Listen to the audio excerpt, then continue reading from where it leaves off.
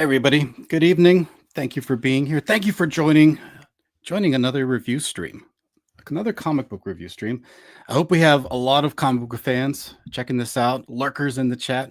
I don't see you, but I see you counted. You are seen. This is going to be something special because we have an impeccable creator here, a man that stands tall above men, a creator's creator, an artist. So we're talking about Kenneth Rocafort's Groken 3 tonight. Yeah. It's a special project. We've talked about the first two issues, guys. So go check out those reviews if you can. I've had really great panels for them too. We've got a great panel here tonight as well. So I hope you guys are ready. Hope you're ready to enjoy yourselves and sit back and relax. Who do we have in the chat? We've got this is Cynic. Cynic says he is first and probably last. Now, Cynic, don't put yourself down. You're not last. We're all first in some small way. You too, my friend. You too. You can always be first. We've got Snuggy. He says Rocafort is the GOAT. That's right. Rocaforce. Hopefully Rocaforce is out in force tonight. I did notify some of the members of Rocaforce, and let's see if they come out and give a showing, show a little support. We've got Foil Variant. I believe this is Spencer. So good to see you in the chat. Thank you very much for joining. And Caffeinated Wolf. So those are the people willing to be seen. He says, "Let's go." All right, Caffeinated Wolf. We'll take your suggestion. Let's go and bring you right onto the panel. Say hello. Hey, how's it going, Well Red? Thank you so much for having me back. I am so thrilled to be here. I'm always happy to be here on your review channel. It's an honor to be able to talk about and highlight indie creators, independent comics. It's very important, and it's a fun thing to do. It's fun to highlight smaller creators. But this one's a little special for me because I'm a big fan of the creator that we're talking about. Yeah, aren't we all? I mean, how could you not be a Kenneth Rocafort fan if you're in the indie comic scene? You just have bad taste. Yeah, I mean, like, if you've never heard of him, okay, well, maybe you don't read that many comics. But if you don't like his work, I don't know if it's I like can trust you. Yeah, exactly. It's a pass That's fail like metric. That's like, what do you mean you don't like Christmas? Right? Like, it's kind of the same thing. Well, let's see. Let's not fluff the interview. Come on, or the review. We're trying to be objective here. You know, I will remain intellectually honest. Yeah, we're gonna give some credit. That is my brand. But yes, being a fan of Kenneth is definitely, fake geek girl test, and you must be a fan to pass. No, I'm a real geek girl. Good. All right, let's bring on another real geek girl. Hopefully he doesn't mind that intro too much. We got the Iron Sage, a geek girl's geek girl. Right. The manliest of geek girls. We're already having fun here. This is what this is about. You got the beard, so you pass as official geek girl. In some circles, yes. Exactly. Well, welcome. Thank you, Daniel. Not operating out of my basement. Good to be here. Yeah. Thanks, guys. We had a third reviewer planned, but I think it's going to stay intimate, just the two and me. So hopefully that means we're going to be forced to actually talk instead of sitting here and let everybody else doing all the work. Yeah. Oh, I don't know. I'm going to deal with that. I don't know. That's called being a host. Is that what I've been doing this whole time, all these years? I've been faking it. Thought I'd make it one day. I know. It's time to make it. This is your time to shine, man. It's all you. All right. Or it's at least like a third you. A third. Exactly. It's not the official real me in the flesh, but some part of me. All right. Take some of the pressure off. That's what we're here for. We don't need that. So, all right, let me do my job and be a host. Bring up the campaign. Yeah. Groken 3. So, is this your first introduction to the Groken series? This review, guys? It is. I've been aware of Groken, and for both the first two campaigns, they were happening at a time where I was not in a good financial place to be able to back many indies. In fact, any indies at all, really, at the time. And so I just wasn't able to do it. But I remember seeing a post by Kenneth and being like, what Kenneth's got a creator-owned project now, because this was kind of in a boom of creator-owned projects at the time when the first Groken popped off. I was like, Kenneth's got one now. Right. And the art just it's Kenneth's art. It just pops. It's incredible, right? It's hyper detailed, super bright, vibrant colors, which is what I tend to associate most with comic books. I like darker colors and stuff like that in pockets where they're appropriate, but I love bright, vibrant colors in my comic books. And when I saw Groken, I was like, man, there is going to be a day where I'm going to be getting and reading these books, because I'm a big fan of the artist, and the designs are just out of this world. Yeah. Immediately recognizable. I agree. Oh yeah. Can't be missed. You can't confuse his art with anybody else's. That's true. Daniel, is this your first time you've come across the Groken series, or did you hear about it before? Peripherally aware. I've seen the series talked about before, but I was sort of too busy to really give it more attention than, ooh, that looks neat. And Andrew's going to, poo a brick, but I actually didn't know anything really about Kenneth. That's Well, okay. good. No, I told you you haven't heard of the artist. If you hadn't heard of the man, that's okay. Well, I mean, being peripherally aware of the series, and I probably should have done some sort of due diligence when I looked at it, but skipped my mind. Is what it is. So, very busy guy. You know what? You are forgiven. God Well, I calls on us appreciate to that. forgive others for their transgressions, and therefore I will forgive you for yours. we will not pull your Geek Girl card. So No, you okay. can keep it. hang on to your Geek Girl card, Daniel. Just as I will retain mine. I'm gonna have a freaking card made now just for kicks and giggles that says Geek Girl, and it's got my photo on it, right? Maybe I'll throw a wig on, maybe I won't. I don't know. We'll have fun with it. It's got to be a meme. Get a t-shirt. Make it fun. Hey, if you're not gonna have fun when you're talking about this stuff, what are you doing with your life? Yeah, it's supposed to be. It's comics. Snuggie wants to know if the panel has read the book. Yes. Yeah. All three. All three. Yes. But there you go. Yep, all three. I got mine. I read this one just a few hours ago. Yeah, I got mine as a courtesy from Well Read. Yeah, I make sure that the panel is all fully prepared and fully stocked and loaded for these discussions. And speaking of stocked and loaded, this campaign was fully stocked with backers. It hit six figures, and actually it performs consistently. Is the other thing.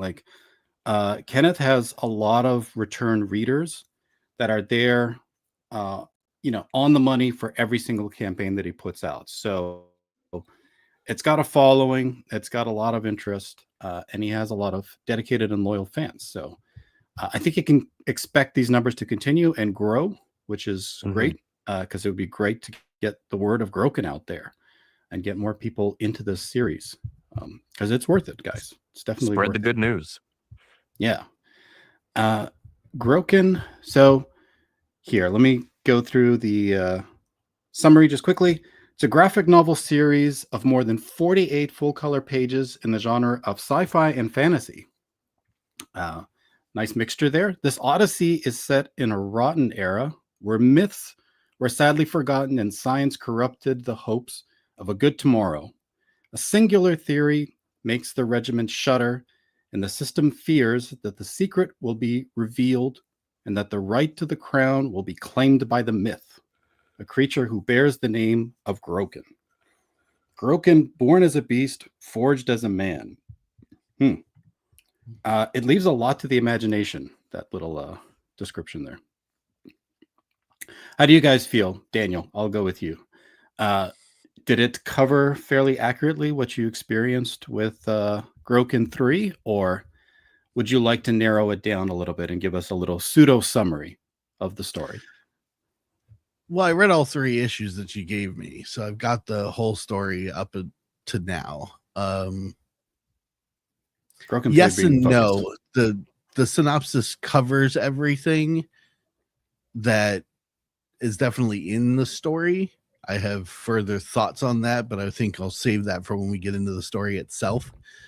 But as far as a blurb, as we call it in the book publishing biz, it's solid. Mm-hmm. Andrew, would you like to give me a little pseudo synopsis of Groken 3? What did you think in the Oh story? gosh. The story, so I actually didn't know what to really expect going in other than high expectations for the quality of art when it came to Groken. And just like Daniel, I read issues 1 through 3 I read issues 1 and 2 yesterday, and I read issue 3 today, a few hours before the stream. In fact, I read it like an hour before my own stream that just ended, just to make sure it was like fresh in my mind. Give us a plug. What stream do you do? Oh, I do a weekly new comic book review stream over on the Foil Variant YouTube channel with my buddy Spencer, who is the editor-in-chief over Bounding Into Comics. And we like to brand it as intellectually honest comic book talk. If there are books that we didn't like, we will tell you. If there are books that we really liked, we will tell you. We don't make any two bones about who wrote it or who drew it. If the book is good, the book is good. And if the book is bad, the book is bad. Whether if it was written by somebody that we normally like, but they wrote a bad book, we're going to tell you. If it's written by somebody we normally don't like, but it was good, we will tell you. That's intellectual honesty, being able to call balls and strikes as they come. And that's Agreed. something that we pride ourselves on. You should not make quality judgments based on whether or not you like the person. That's actually a fallacy to do that. So Seconded. the factual content is what should come first. You can then say, hey, I'm not necessarily a fan of this person for X, Y, and Z reason, but they wrote a good freaking book or they drew a good freaking book. And you know what? I bought a comic book. I didn't buy the person. So I'm going to say it was a good comic book. So that's all what we very tend well to said. do over there. Yeah, that's the tenets that I practice here as well. So excellent. Same. So jumping back into the story, what did you think, Andrew? Give us a synopsis. So it's really cool, the world building that's done in this world for me, because I personally, my favorite genre is high fantasy. And so when you present me with a new fantasy world that doesn't just look like you wanted to do Tolkien, but you're not Tolkien, but you did your thing, right? Because I grew up with Tolkien. I read The Hobbit when I was 8, and I read the trilogy immediately afterwards. And then I did a quarterly book report on the Silmarillion because I'm kind of retarded when I was a junior in high school.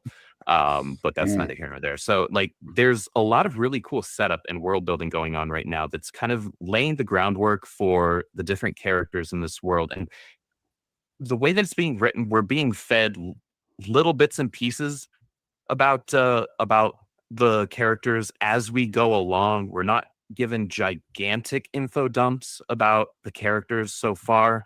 So I still don't know who Groken is yet. We've seen some cool flashbacks, but I still am not 100% certain who each and every character is. That being said, the world building is really cool, such that I'm invested in the world, and the designs for everything are just ridiculously cool. They're Kenneth Rocafort art. I mean, I don't really know what you want outside of that when it comes to Kenneth's art. His artistic ability is pretty crazy in terms of how detailed it is, and he's smart to pair it with bright, vibrant colors in this book because like, his art is so detailed that actually, if it was done in a more like dark fantasy tone, you'd actually lose a lot of the art because of just how detailed it is, and it would actually be a disservice to the art, which would be unfortunate. But it seems like over the course of these first 3 issues, we've gotten a slow buildup of what Groken is capable of as a being, but not necessarily so much like who he is yet or what he is yet. Just that he's this. We've had ancillary comments from other characters hinting towards that he's this like mythical being, but we don't know yet what exactly that means, what that entails, what all encompasses that. We just know that we've seen him do some really cool stuff that looks incredibly cool because it's Kenneth's art. Um, but I'm still waiting and hoping that in issue 4, maybe we get some more like character work as to like, all right, now let's actually flesh out like who is Groken. I don't even need to necessarily know yet what is Groken. I want to know who he is beyond just like he's this mythical being and warrior and can do a bunch of cool stuff. And that's all fine and fun. But I'm a character writer and I'm a character reader. I get invested in things because the characters, I want cool world building. And the world building, like I said, is really interesting in this book, in this series so far. But I do ultimately want to know the characters. The characters are what are ultimately going to elevate it for me as much as anything possibly could. So actually, that's an interesting comment about the focus on the world building and not necessarily making it character focused.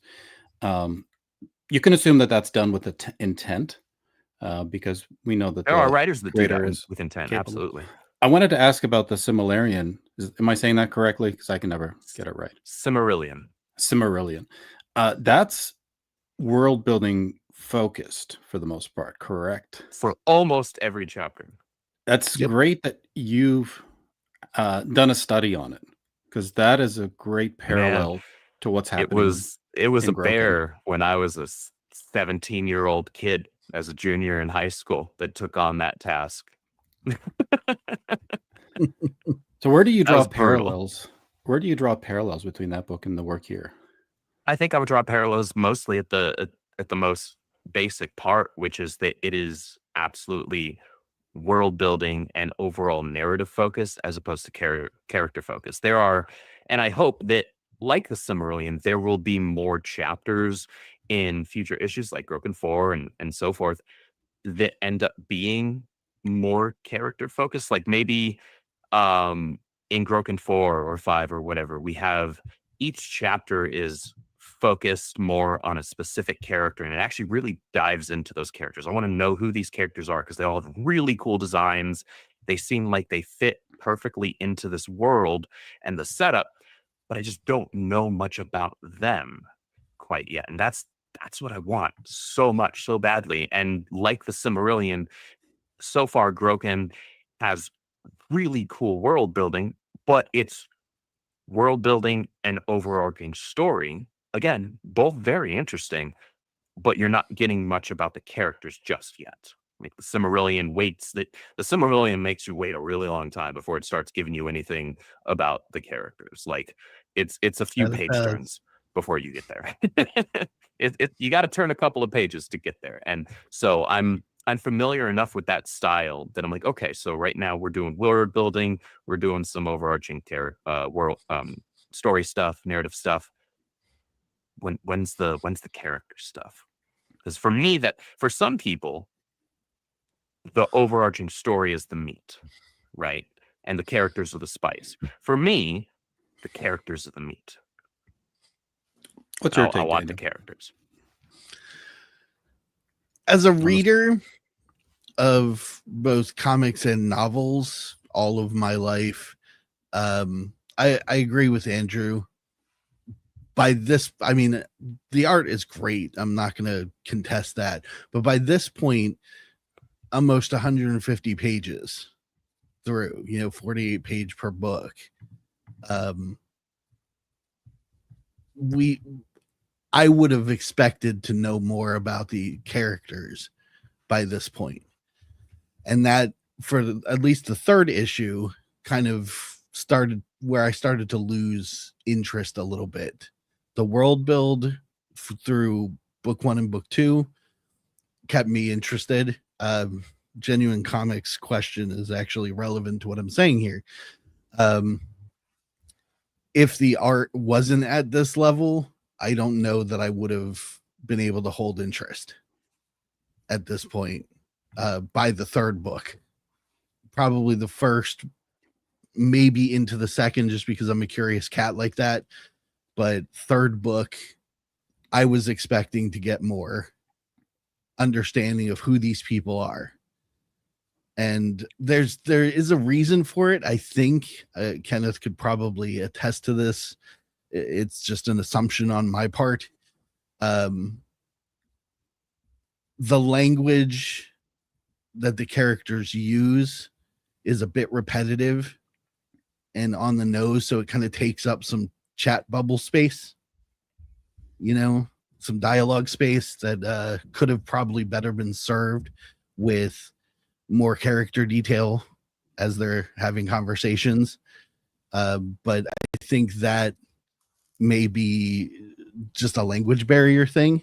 I was actually, if I could quickly interject in here, because Yeah, this go was ahead. my one sticking point with this book. If I were to give anything in this book this part fell short for me, it's the dialogue. And that's because the language was what immediately stuck out to me, the language barrier. But I think what the intent might have been, and Kenneth can correct me or say I was correct when he comes on. I think the intent was to give it kind of an old English, super classical fantasy, almost like a freaking Don Quixote came to mind, like a very, very old style of speaking that didn't translate well with the language barrier. And that was the thing that It's came up to entirely me. possible. That was the thing that came to me in terms of like, again, that's me assuming intent. So I could just be talking up, but I think with that being said, I think larger critique I would say would be that there was no real distinction in narrative voice for each character. All the Yeah, I was getting characters, there. all the characters kind of sounded, quote unquote, the same. They spoke the same.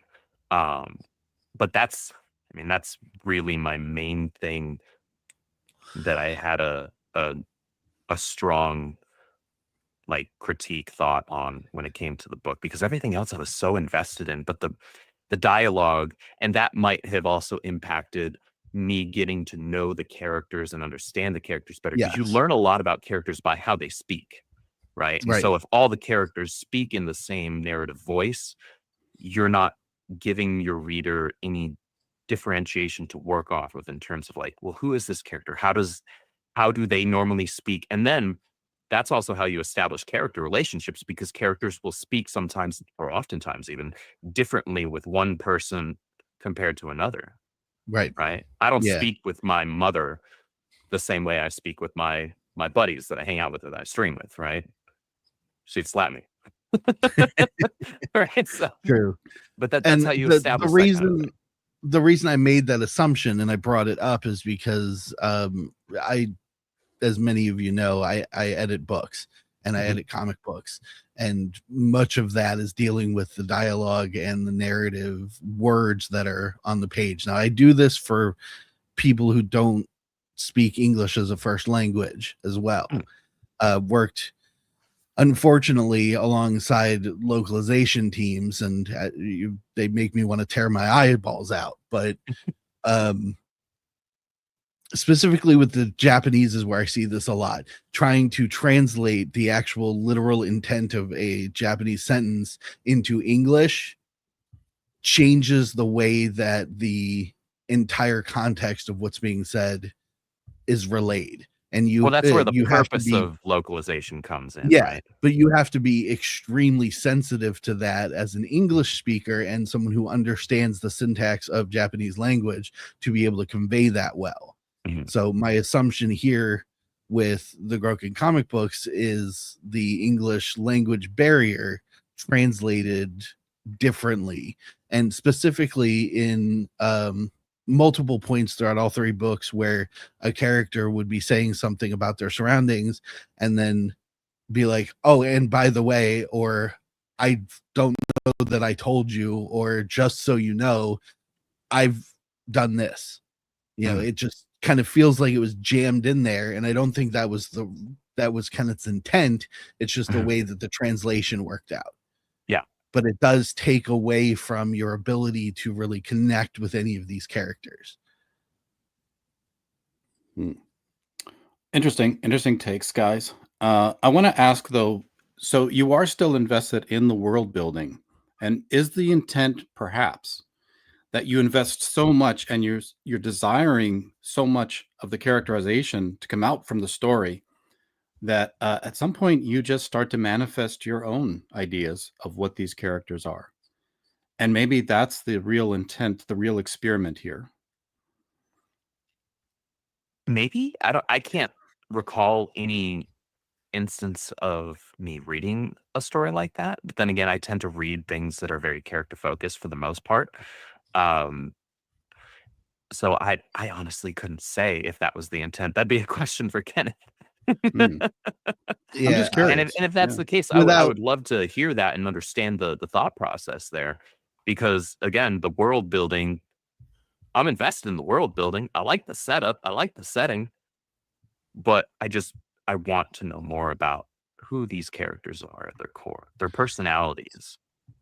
generally speaking, readers are are interested in finding out about a world, but they're interested in doing so by feeling like they're running alongside the characters. They're part of the pack. Mhm. That's what brings reader investment on a general level. And in order to do that, you have to craft touchstones into your characters that people can connect with. That means you have to convey aspects of those characters openly for them to attach themselves to, so that they feel like they're in there, in the secret library, Mhm. flying alongside the one character on his hover shield, which, Oh yeah, the if I ranger. remember correctly, yeah, the Yeah, ranger. If I the remember elf ranger correctly, there was character. also what brought me to that assumption about the language thing was in one of the books he calls it a hover shield, in another book he calls it something else completely different. And I thought, Oh okay, yeah, maybe that's a in book language 3 he calls translation. it book 3 he calls it, oh gosh, what is it? Yeah, Was it something scale? yeah, something like that. So that's one of the reasons I thought maybe the language translation, went wrong. um but anyways, getting back on target here, you can't really, like, people try, and sometimes it works to a certain extent, but you can't really write an entire story about a world and just the world itself. There, you have to populate it with beings of some kind, and those beings are what drive people to connect and want to exist in that world with them. Like, yeah, imagine J.K. Rowling wrote an entire book just about Hogwarts, but didn't tell you anything about the kids that lived in it. Would Right. Harry Potter actually be a I good wouldn't be story? nearly as big of a Harry Potter fan. Right. So it's necessary. I don't know that it's impossible, but I think that it's extremely difficult. So, what are the seeds that you're being given here? Explain to me what this amorphous kind of world building, journey is actually like for you guys as you're reading through the Groken series, and how does 3 distinguish itself from the others? Go ahead, Andrew. So it was bugging me that I couldn't remember what it was called by the ranger in the third book, and so I flipped through it to find it's about halfway, a little more than halfway through, almost 2/3 the way. It's a moonflake hover, Yeah, um, that. which I think is a way cooler name than just a hover shield. Yeah, Like it that's just pretty caught my rad. attention because it was established in, I believe, the first book. Yeah, I think it was in book 1 that it's He referred to calls as it a a hover hover shield. shield. Yeah. Yeah. And because the story is fantasy through the lens of science, because everything is fantastical in its design and appearance, but it's science that created it, I was like, okay, that makes sense. And then he calls it something that sounds super magical, and I was like, wait, what? Yeah, it was definitely a stark contrast in terms of what it was called, but I will say, Moonflake Hover sounds way more rad to me. I'm here does. for that. I'm like, oh, that's a cool name. And I like you when it was called that. I was like, was it called that last time it was named? And then I flipped Right. back to the other book and I was like, no, it was not. But I like this name better. So sorry, well, Red, repeat your question. No. I was honed in on the elf ranger and his cool hover thing. Yeah. Yep. Moonflake is a pretty cool name. I like That's that too. really actually. cool. Like that's super high fantasy. Now I'm stuck on it. What was my question? I'm all here for that. Tell me about the seeds that are actually, that you're hooked to as you read So- through this experience of an amorphous world building book. Yeah. So what I think what's really got me hooked is the thing that actually we've so far seen, unfortunately, the least of right now, but it still has me hooked, which is this the whole deal with the child dragon that was born into being a human or humanoid, right? That was saved by Enzo. Was it Enzo? I think it's Enzo. Yeah, I think so. Yeah. Yeah, the dude that's locked up in the prison. We'll call it Mordor because I don't remember the name of the prison. Candle I something. think I think that setup, and especially that one flashback that he does it was in book 2, where he goes through those events of like, they're supposed to be aiding this dragon queen against this kind of apparition that's this like corrupted abomination of like a dragon mixed with science and stuff and darkness, and like all of that, like that had me like, oh, this is my kind of stuff right here. Like I'm here for this. And seeing the betrayal that happened there, and it's like, oh man, like I want more, like lean more into this. I want more of like what happened after this. Like I want to know what happened. How did Enzo end up in jail? And like, is he end up gonna end? Because he also drops the line of like the dragon child wound up being like his wife or whatever, Yep. right? And so it's like, well, tell me more. I want to know more. That's cool. I'm here for this. And the dragon designs, again, I almost feel like I should just not be allowed to talk about Kenneth's art because he's one of my favorite comic book artists ever, and so I'm just going to praise his art.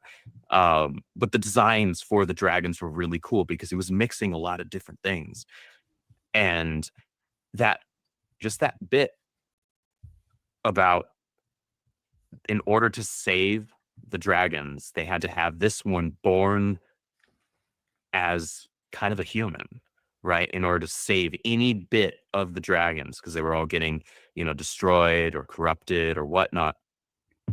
And that's super intriguing. Like I'm waiting on, I'm like looking at that thread and I'm waiting on it to get pulled on more. Right. Because that for me, I'm like, ooh, that's really cool. Because I mean, I've read a ton of fantasy stories, especially fantasy stories involving dragons, because dragons are cool. And so, I'm used to like, oh, a dragon egg was saved, and now either this dragon is going to end up, growing up and saving the realm and saving the other dragons, or that dragon, is saved by a human, and then that human becomes their dragon rider, and blah, like that stuff that's been done a bazillion times before, right? But I'm here for it because I love it, right? It can be a trope and it can still be fun, right? As long as it's executed well. However, this was something completely different, and I was like, oh, I'm here for this. This is really cool, and I'm waiting on that narrative thread to be pulled on more, because I desperately want to know more about specifically that pocket of the storytelling and of the world building right now. Do you have anything that stands out to you, Daniel, that's carrying you through the story?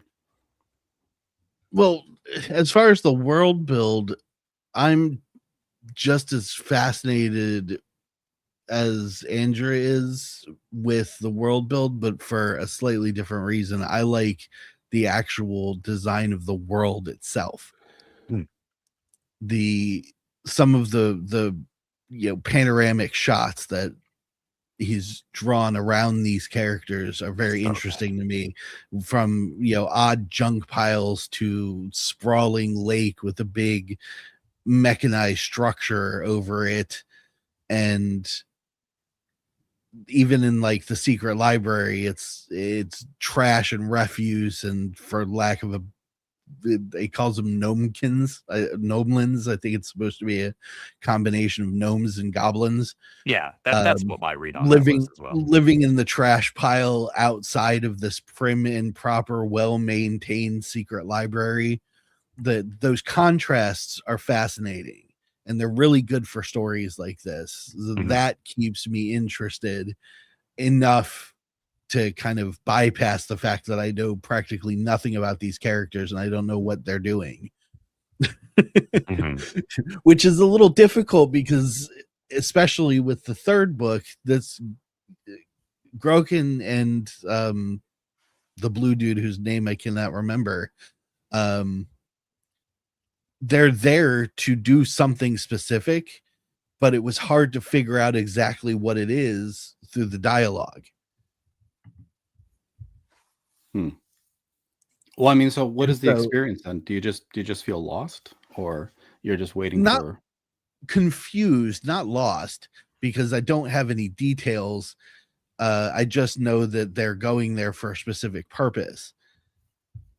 So I understand from a reader level that there's a reason to be there. I just don't understand what yet. And because it ends without really getting into that too much, you have to wait for the next issue, obviously. But at the same time, as a editor, I would have pushed for more detail. So I'm looking at this from two different lenses. I think it's a really interesting comic with a great story hidden in here somewhere.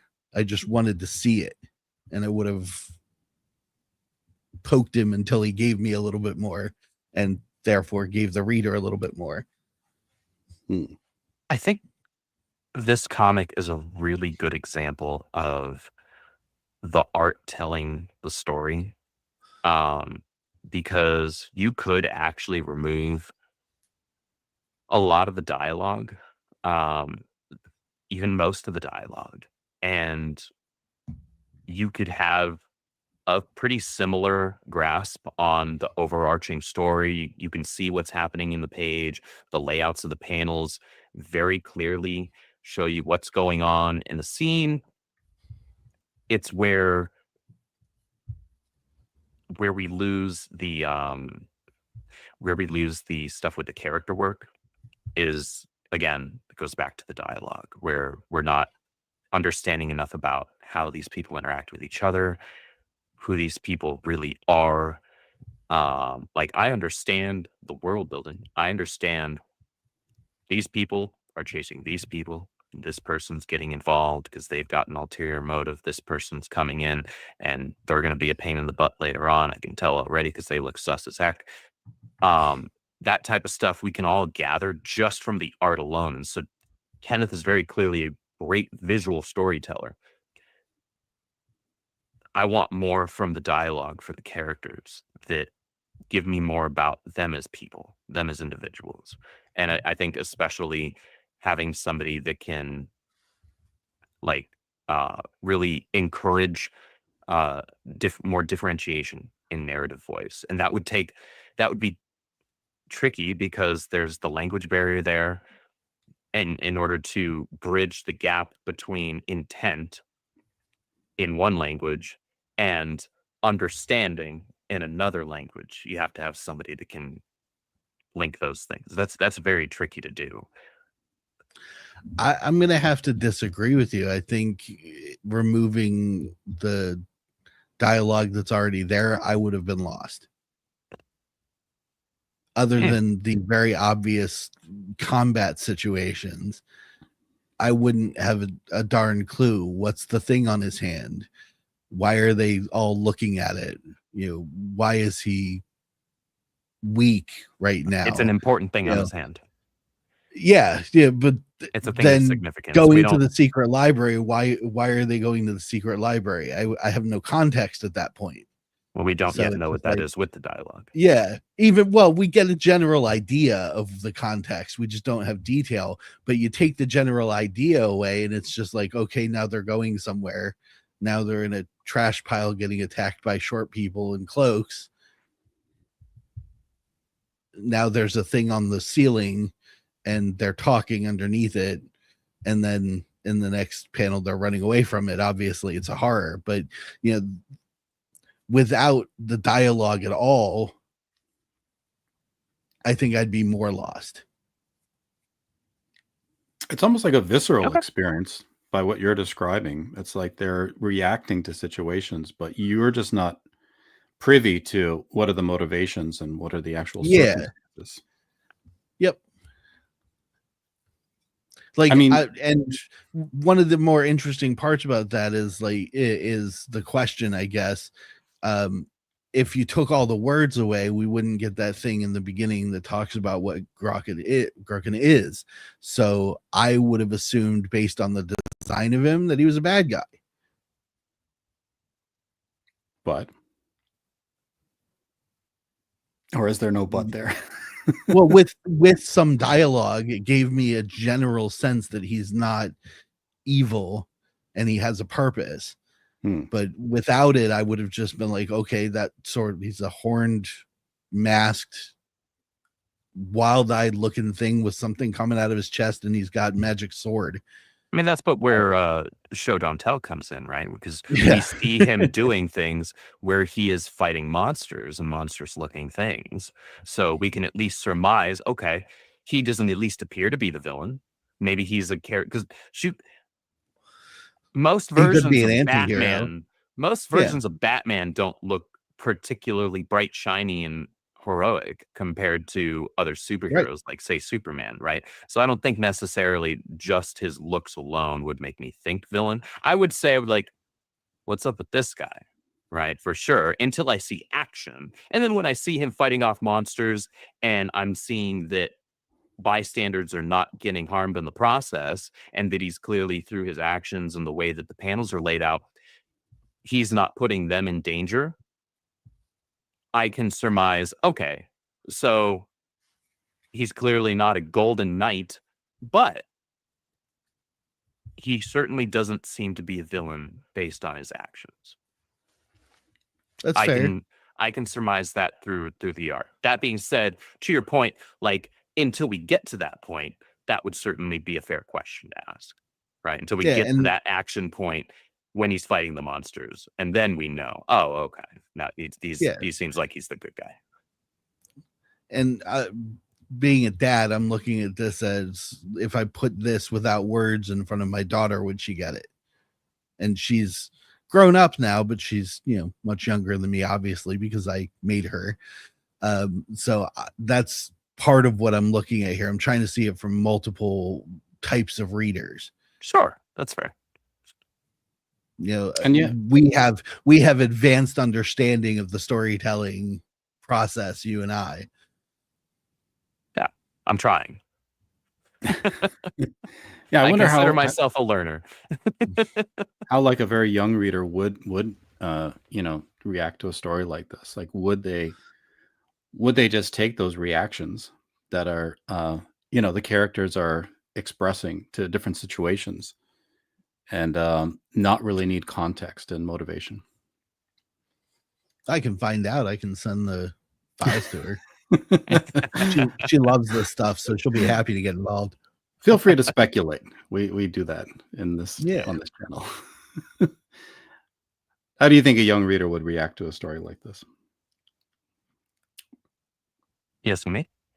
Either one. So I get, this is one of those super subjective things, because I was reading Witchblade in Darkness before I should have been reading Witchblade in Darkness. Like, my mom would have slapped me. But it was also formative for my comic book experience when I was younger. And so I think visually it really depends. That's a really hard thing to nail down, because I know for me, as somebody, if I had I don't know, if I had like an 8-year-old, Right. I wouldn't be I giving don't them think I Witchblade or would show it Darkness. to an 8-year. Yeah, I don't know. This one's more questionable. I definitely wouldn't be showing them Witchblade and Darkness or Spawn. But for sure. this I would probably wait until they were in double digits. Like 10 years old, I'd be like, okay, like I would have probably felt it out with like showing them a couple of movies, to kind of ease them in that direction if it seemed like there was something they were even interested in. But I think it really depends on the entertainment maturation of the individual, right? Because I know people who, as adults, like my age or, within a reasonable range, would like flinch or shy away from something like Spawn, Darkness, Witchblade, or this, right? Because they see kind of body horror stuff like this, right? And I know people that have a visceral reaction to Mhm. body horror looking things, right? They cannot deal with it. They don't like it. And hey, you know what? You're grown. That's fine. It's no judgment there. But again, that goes back to the subjectivity of it. I Yeah, wouldn't I give can it to agree an with that. 8-year-old, but to a maybe a 10 or 11-year-old, if I had a strong enough understanding of my kid and their entertainment maturation experience, yeah, I could see them like enjoying bright, cool art, and whether or not they understood the story, that's another matter entirely. But Yeah. I can definitely see them being like, oh, like flipping through the book and like, oh, this looks really cool. That looks really cool. I like all that. Like I can easily see that. Like that's not even in question. That's not me. That's not Andrew, the Kenneth Rocafort fan speaking either. That's just me going back to myself as a kid and just like seeing cool art in the book, right? And just kind of putting myself back in younger Andrew's shoes and knowing, Mhm. yeah, I mean, kids will just sometimes see cool pictures and that's all they need to be entertained. Yeah, I can agree with that. I think 10 to 18-year-olds are probably uh to run the full gamut would probably be like, these pictures are awesome. Mm. And then they might be just as confused as we are about where the story's going. That is But possible. It's they'll certainly still, possible. I think they'll still pick it up in like continue to pick it up because of the art though. Yeah. Yeah, That's sort definitely. of the key here. It's visceral, it's vibrant, and it's engaging enough that a young reader would just be like, these characters are cool looking, these monsters are freaking crazy, these background, like these places that they're going are really cool looking, and that could be enough to sustain. I mean, that's the reason why most people picked up the first handful of dozen issues of Spawn, right? It wasn't Mhm. because of the narrative depth, and, Right. or same thing with when McFarlane was on Spider-Man, the adjective list Spider-Man, where it was just like they were getting it not because of how crazy detailed the story was or anything like that. Not that it was necessarily bad. It was just like they were getting it because of the art, right? And then you kind of can grow from there, certainly. But it's certainly not unheard of for people to get into something initially because they just see cool stuff on page, right? Yeah. And then, you know, the hope is, especially like, and I can say this for myself with being a newer writer, I hope only to grow as a writer. And so hopefully that's something every single facet of it I can grow in over time with continued practice. This, I think, is less an issue of that and more just, I think, dialogue tweaks need to be made to have a strong and a stronger translator slash localizer for better understanding for because this honestly, I think natively probably reads completely differently and might be understood completely differently than what we are. I pretty much can I'd guarantee it. almost, yeah, I'd almost bet folding money on that, right? So I think a stronger localizer slash translator that could actually bridge that gap. I think that would give a clearer picture, and then add in the stuff that's like character focused. Like those are the Definitely. 2 points that those are the only 2 nails I could really hammer on in terms of like critique with this. Because with a comic book, the sweet spot is the marriage between vivid art and compelling story. Mhm.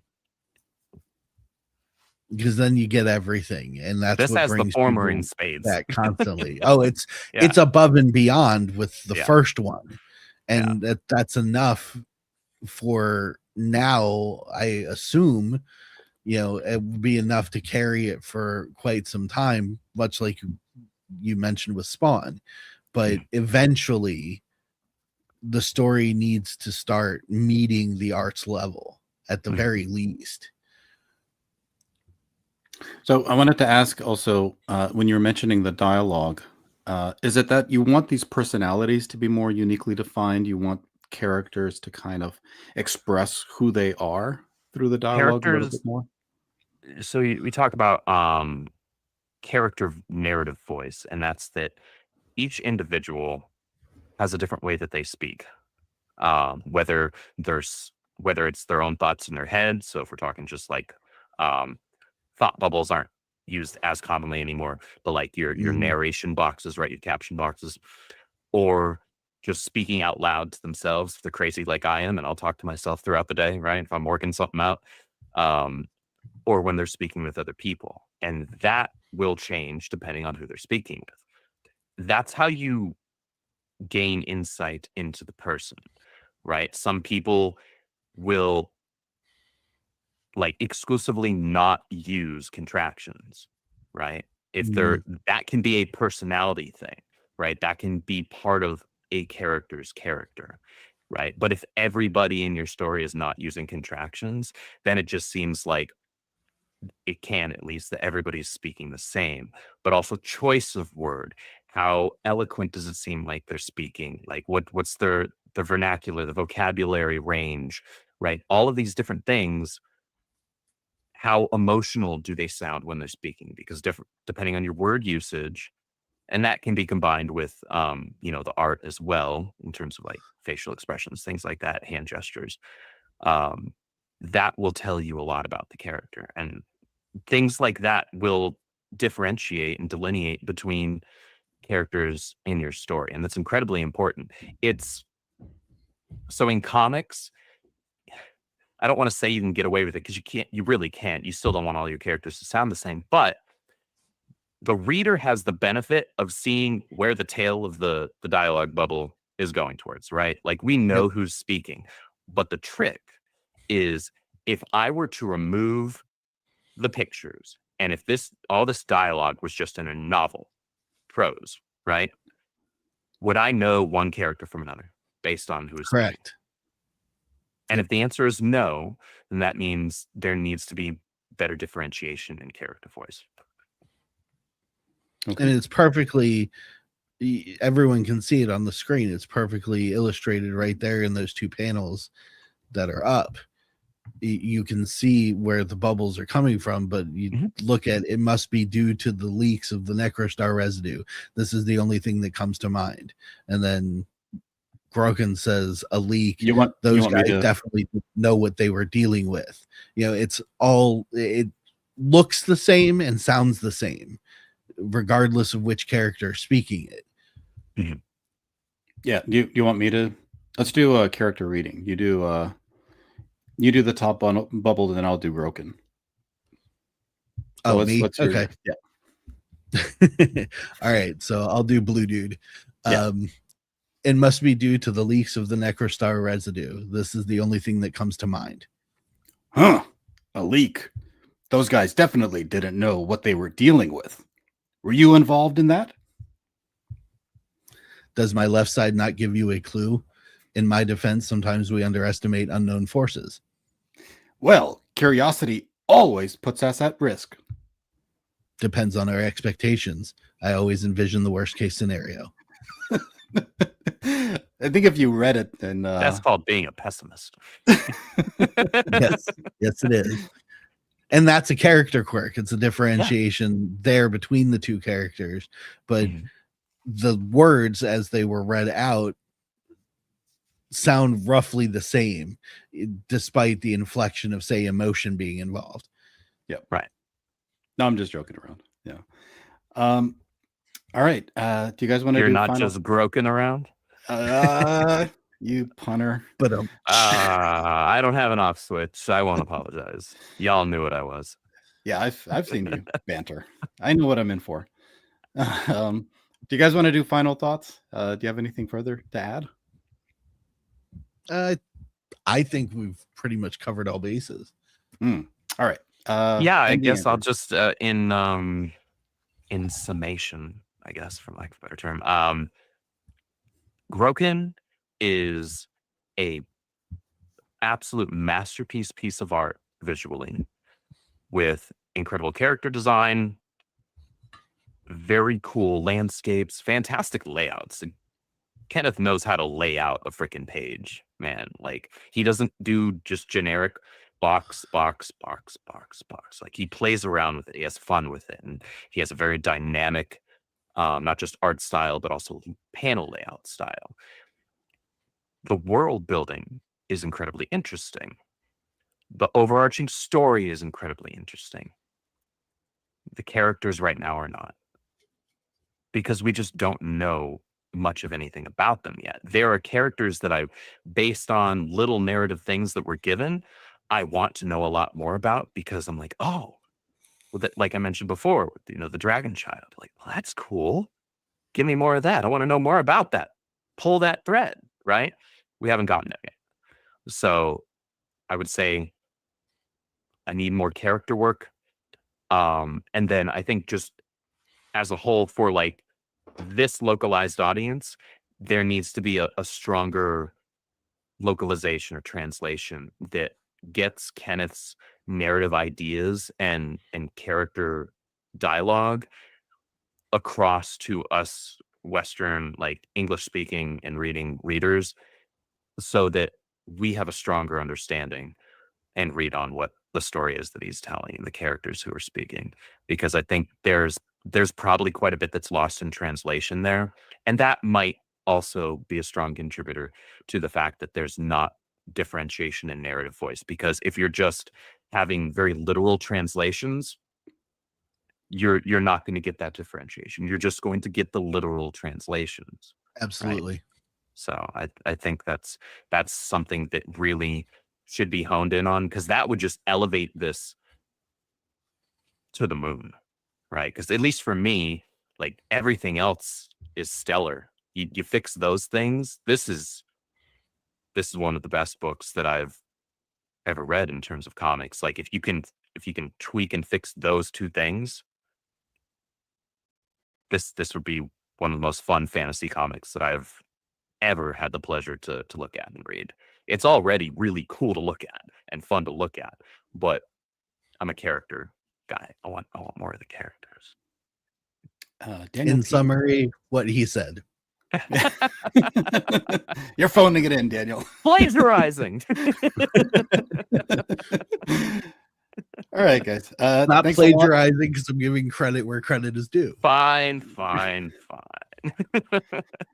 Patrick says he likes the dialogue, so there you go, guys. Teach their own. Entertainment is subjective. That's okay. Cool. You had a different read of it than we did. That is entirely okay. All right. Well, we have the master here with us to ask further Set questions us all straight. and set you all straight.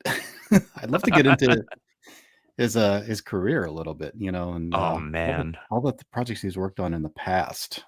So much to talk about. I'm gonna try and not fanboy, I promise. The legend, Kenneth Rocafort. Hi guys, how are we doing?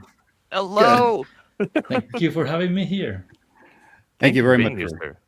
Yeah, it's Great to have talk you. to you. Do I need to play defensive or offensive? Let's play friend fences. Yeah. No friend fences. No. Yeah, just no kidding. offense is necessary. No offense is necessary. I don't We're all mind if comic you book play fans here. offense. I'm cool. So much hostility, Daniel. Tell me. could No, I'll, Daniel, I love the enthusiastic voice of Dr. Ignacio Gore. Yeah, your reading was You need to impeccable. more efforts, please, next time. You got to down a Red Bull like I am right now, Oh. Daniel. Then you'll be there. That's what it It's is. almost midnight here, guys. Give me a break. I'm gonna pay for it in the morning, but it's worth it. Well, So- Yeah. you'll be okay. Probably. Yeah, I'm ready. No mercy with me. Well, Bring it. no mercy. So let's go back to the beginning, Kenneth. it. Yeah. When did you get your start in comics? How long have you been working in the Oh. industry? I started with Victory was inside was a pin-up and some pages similar than Groken stuff I did. Was for Image Comic. No, but before that I worked from UK and ComX Comics, the one who made Bazooka Jules, those series. And Cajules. then I moved to Top Cow in Image stuff. Mhm. Yep, that was my beginnings. But before that, I did indie stuff also. Mm. Oh, so you had very humble beginnings then, working your way up. But by illustration, I was scientific illustrator. Also, I worked in theater. That helped Oh, me a wow. lot with character designs, dialogue, how express the characters. Yes, don't judge me for my accent. I have no knowledge Never. about a lot of things. And yeah, No, his accent is very nice, actually. I'm sure the ladies in the chat, are quite fond of it. So hello, ladies. no worries there. Yeah. Well, it's interesting. So a lot of character design focused career work, and then you learned how to do sequential storytelling, I guess, in Top Cow. That's where your career progressed. Yes, for the American industry of comics, yes, Top Cow. That was funny because when I talked with the editor there, that was perfect. We was looking for you, and we don't know how contact you, and that was an easy start. And I don't. Marcy Brazil was a nice person. Was one of my best boss in the industry, and he told me, "Hey, Kenneth, you don't need to emulate us. Do your stuff. Do your weird panels, and bring that to the table, to the company." I'm really Nice. happy for that. I know was like a student for Silvestri, like a copycat, or he didn't was my mentor, but with all the respect, like a work in the industry. Yeah, I like that because your style is very easy to pick out of a lineup of artists. It's really hard to confuse your style with anybody else's, whether it's your panel layouts or your character designs or just your line work. Which is, I'm glad that that's something that was encouraged. Like, hey, keep doing your thing. Like, lean into your style. Like, you don't need to just be Mark Silvestri, clone B, or Jim Lee, clone X, right? Like, Yeah. do you? We have influence, obviously, because Oh, of we course, do yeah. the comic like American way, but I like also a lot of European Mhm. comic books. Yeah, I started really early in comics. Not for age, not about the movement. Mhm. A lot of years of knowledge there. And and this comic of Groken, like to be not only the artist, I work with a lot of writers, a lot of editors Mhm. on my career, and have the opportunity to do something by myself. It's something like I encourage to everyone. You have the moment, do your stuff. It's nice have a project for other companies, but if you can separate that time, do it. Be proud of your project, and yeah, love hear critics, and that's courage more than the still progressing in your project for the next issue. And if not, if you don't want to change your project, well, separate that note for the next project, because Groken is like a 7 issues is going to be. And also you read the 1, 2, and 3, but it's a prelude story the minis 1 and 2 that give more information. If you're a little lost, it's because you didn't do assignment well. Mhm. I'll take my Yes. licks. Yes.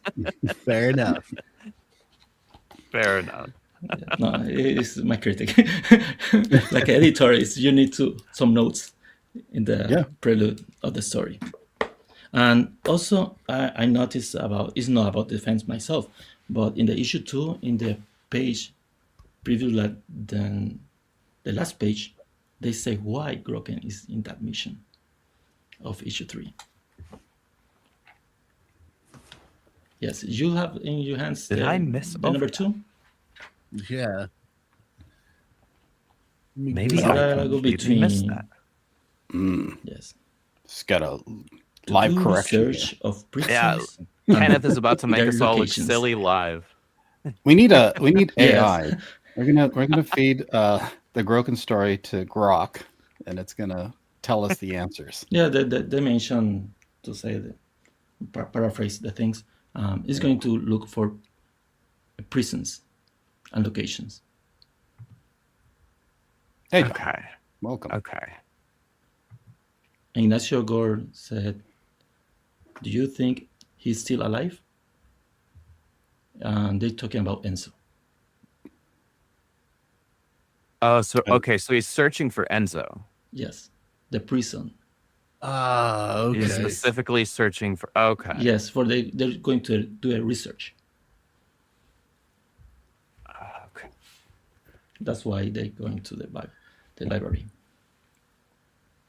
Does this change This isn't dialogue.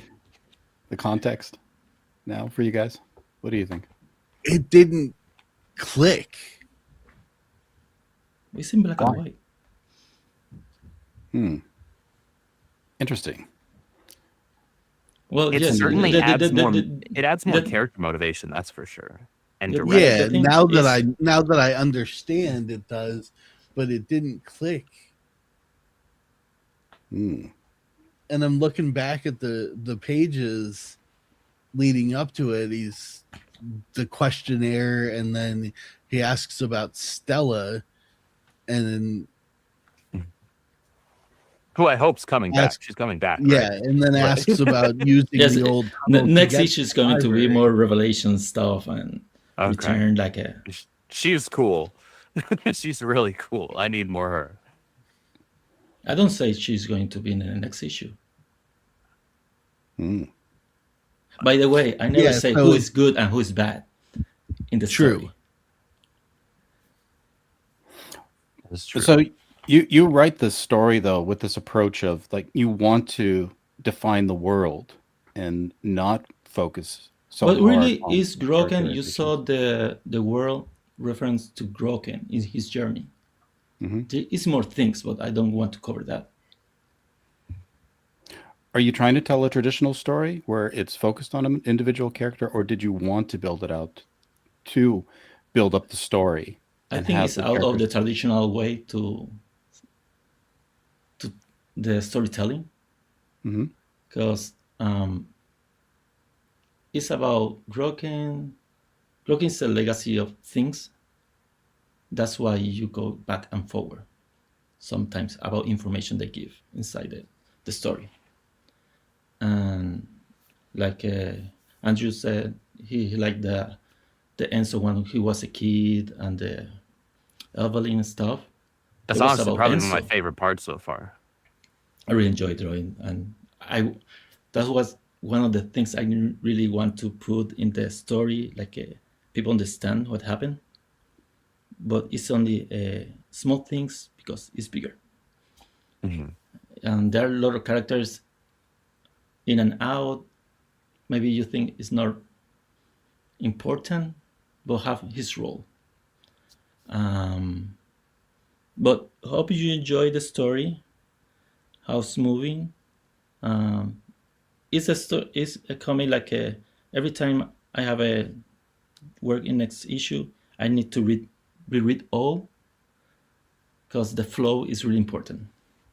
And then Yeah, and the no, mini 1 the and 2 pacing is has been super very important consistent. because they are Enzo, Groken, the characters and the bounty hunters. Few are in the minis, in the mini comics. Yeah. Yep. Questions, John asks, what are the arguments. motivations, inspirations for your approach to storytelling? Mhm. John, he asks, what are the motivations and inspirations for your approach to storytelling? I have things in my idea, imagination. That's the approach. You need to be out of reference, because if you attach of trendy stuff, you're doing the same thing that other can do. Be more unique. Try to make the story in your way, or maybe my form of thinking is not normal. That is advantage, because it's not predictable. Because if you Very go too true. predictable, people like story like I take your hand, go with me around through the way to the path, and you see the light. This is going. We going that way. No. I like labyrinths. I like a mess, but with a focus to escape. Mhm. And this is the way of the story. It's more like I know the end, but it's not easy to reach that goal. And I know the end. I can tell you the end of the story. No, I'm going to tell you, but I know. No, I don't want a spoiler. I don't want spoilers. I'm going to keep reading. Well, you read the first paragraph. Every comic have the same thing. But by the way, it's not about per issue. It's about the whole story. Mhm. It's around 7 issues. By the way, I'm going to in the future do the minis remaster for people who have access, and do other notes in them and expand the story. What thing I need to cover for your satisfaction? Let me think. Yep, I think the world building is not exactly the focus. I have a lot of imagination to create stuff. No, not because I work like a design.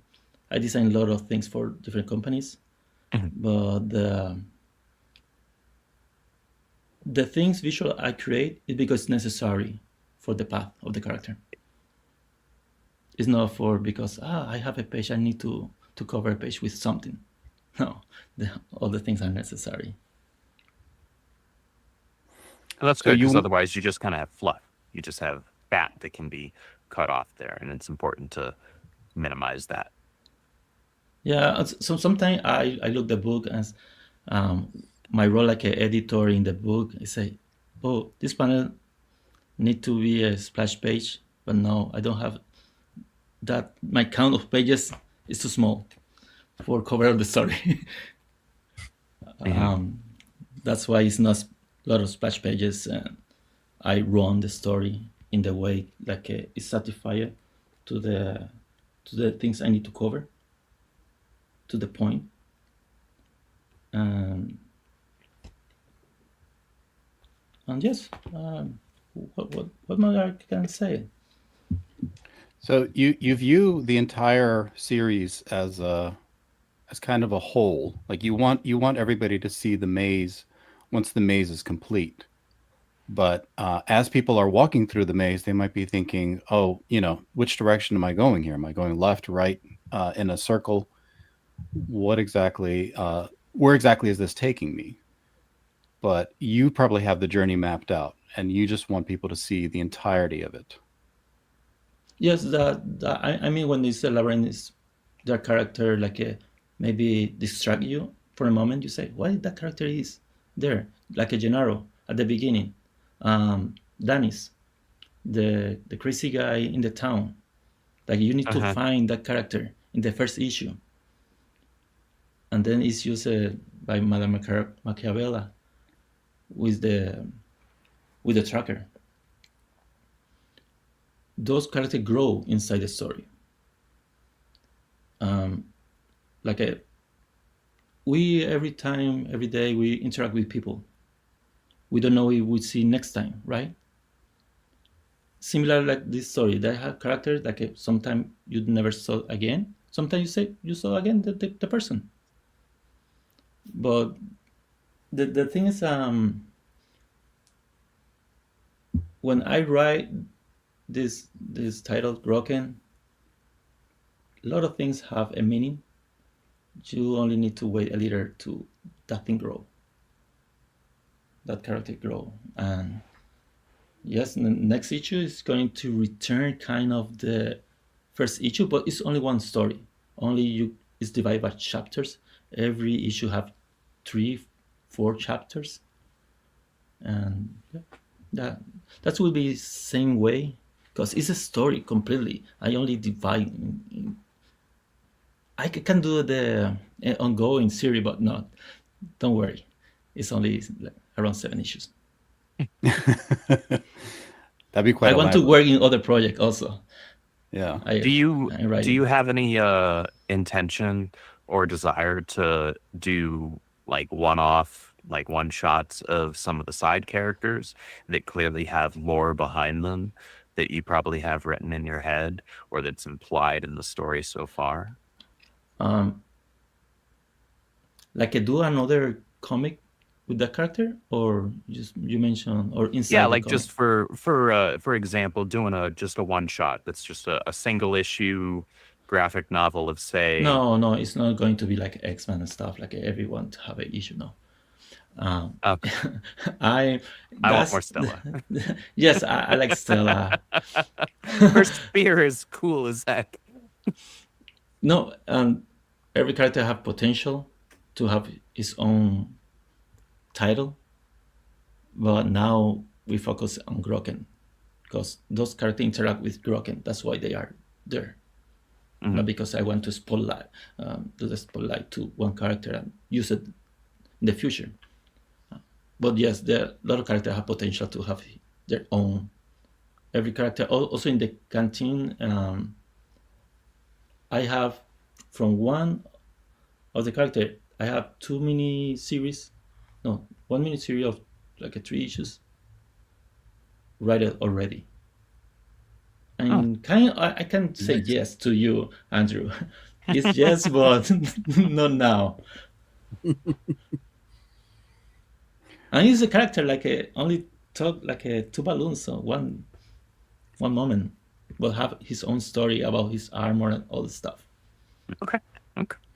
You've created so many cool looking characters that seem to have really interesting history behind them or interesting places in this world that I think that it would be interesting to have more information and more stories told about those characters after you've wrapped up the story of Groken specifically in his adventure, because I know that's your focus right now, and I totally understand and respect that. It is important to like remain focused and not be like, oh, well, my fans really like this character and that character, so instead of finishing out this story first, I'm going to start doing this spinoff and that spinoff and that spinoff, and suddenly you have 50 different books going on, but you haven't finished this story here, right? That's totally respectful. Yes, you're right, Andrew. Because I don't want to be a victim for the fans to move or manipulate the story because and don't complete the story because of those reasons. It's important to finish the story that you're trying to tell right now. Yeah, Absolutely. because first is start something and finish them. So we understand, like right now, it's still kind of opaque. It's not really clear everything that we should know about Groken, and the things that would identify us to the character.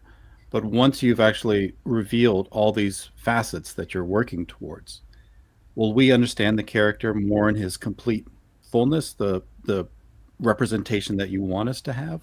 Do you have Or a clue that's- who is Groken at this point? I'll ask the reviewers. Yes, that's the question to them. Yeah. Daniel, do you have a clue of who is Groken? Sorry, say that again. You have a clue of who is Groken? Of what is? I do. I don't want to say it because Say it. Don't be shy. He's going on the offense now. No, I mean, I don't judge. I don't judge I don't if it's wanna- wrong or right. I don't want to explode Andrew's mind if I'm right, because I kind of have a left field idea. Dude, Maybe I'm you here are for it. afraid to Do be it. right. Do it. You're afraid to be right. Yeah, Blow my mind. Okay. Do it. I have a feeling Groken is the dragon child. Uh-huh.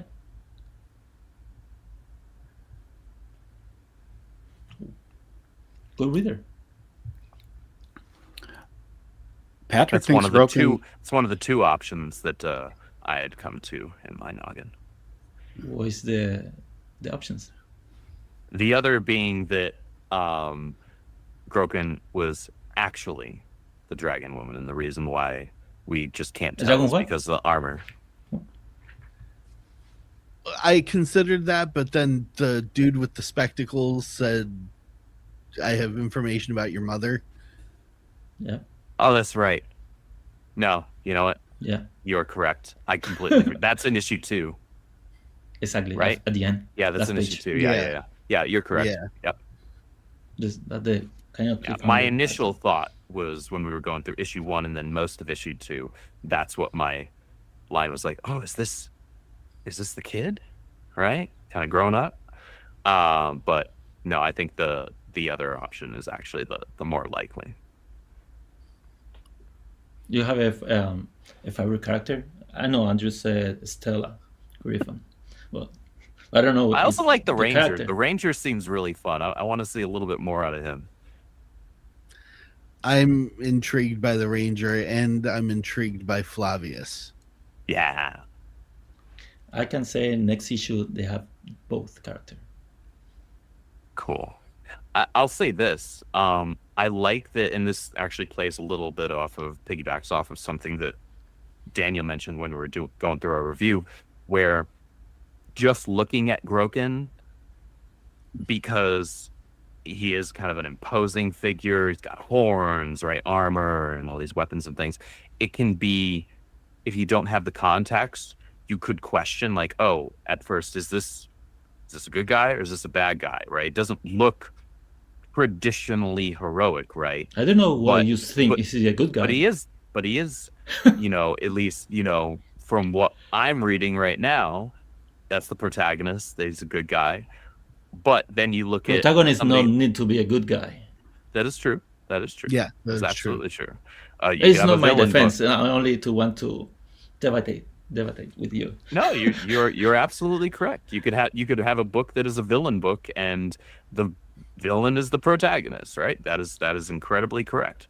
But I like that Flavius, despite being the one in the golden shining armor, seems a little more suspect right now, a little maybe more underhanded. I like the flip there. That's kind of fun.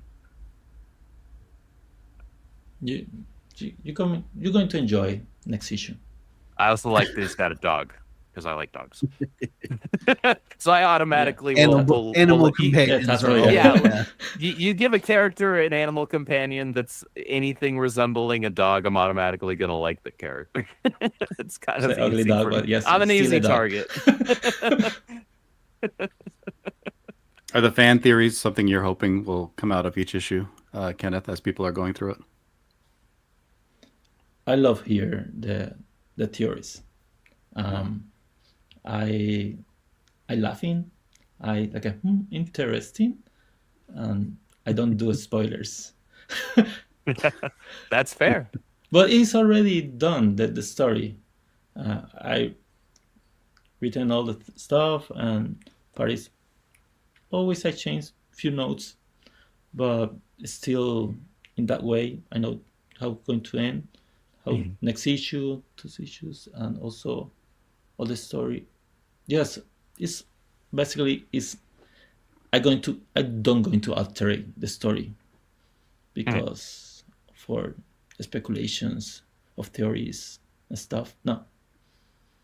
No, I think that's correct. I think you should Because then that's just the fans getting to find out whether or not their theories and speculations were correct or not And you bending to their theories and speculations. and a few really go to the point, but they don't want to say it loud Mhm. because they still they have doubts how it's going to do it in that way. Mhm. And I'm happy for those comments because that pump myself oh cool, people understand. Oh, by the way, if you don't understand something, ask me. I need to repeat or use other words. Don't be yeah, do it. I'm I don't feel bad for that. Would you consider Groken to be kind of experimental in the way that you're telling the story? Have you ever read a story quite like Groken before? I wrote different stuff, but small things for graphic novel. This is my first graphic novel. Mhm. I had a lot of plots. All my life, I'm doing plots of stories, and sometimes I start for the ending first and create all the beginning of the story. That's the fun part. If you do it that way, it's not a normal way, but interesting. If you want to try something different, is you construct in reverse the story. The way I write in Groken is the way I want to don't tell everything to the reader. No, like I said at the beginning, I don't want to take his hand and walk. Okay, it's only straightforward. No, there are sideways. There are other paths. Sometimes there are rocks more. Sometimes it's mud. You know, the travel is not all the one in the same rhythm. It's like a different. Mm-hmm. There. It's You like got it, working a right? It's true. puzzle. It's like working through a puzzle from the inside out a little bit. Yes, like one time in the past, I told it's like a cone story. It's a lot of things, but it's ending in one point. Like a cone, like a. Yep. Yeah. Yeah. Makes sense. Yeah. Interesting. Yeah. I can see that. Well, we're gonna have to then just hang on until the end of the journey. Like Groken's issue 7. Do you know how many pages each issue will be? Have you already defined At the those? moment, all the same kind amount. There are 50 pages of story. Mhm. I said at the beginning more than 48. Obviously, there are two more. There are 50 each issue, and I need to play in those pages, no more, no less, because it's the standard I have. It's good to set yourself a page limit like that. Because one, production costs. Two, it really helps with pacing yourself narratively. I will say, like, the pacing for the book so far has been very consistent. So, Thank you. like, props to you for that. You're utilizing your space. You Thank don't you. don't spend a ton of time on just something that looks or feels meaningless, just to fill up a page count.